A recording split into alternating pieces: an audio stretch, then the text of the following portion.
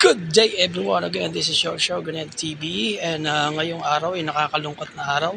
Isa na naman pong supporter, so isang supporters po ni PRRD ngayon po ay nakasuhan po siya, no, psychological violence, ika nga.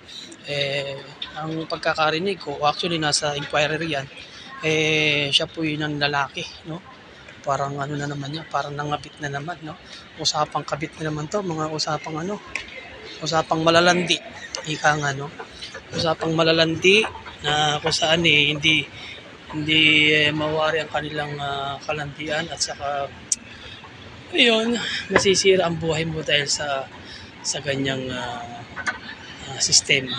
And again, this is your show Ganyan TV, and today we have a live stream sa Ganyan TV show. Ganyan TV, peace out. Thank you guys for my support.